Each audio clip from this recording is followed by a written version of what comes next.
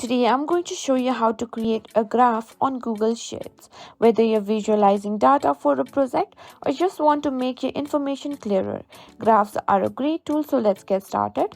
First, open Google Sheets and enter the data you want to visualize. Make sure to organize the data in columns and rows. After your data is ready, highlight the cells that contain the data you want to include in your graph. With your data selected, go to the Insert tab, then click on Chart.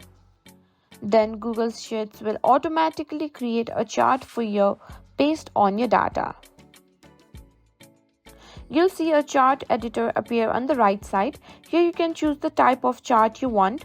Google Sheets suggests a chart based on your data, but you can click on the chart data type drop down to explore other options like bar charts, line graphs, pie charts, and many more.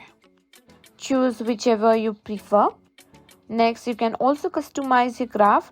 In the chart editor, you can change the titles, tables, colors, and more.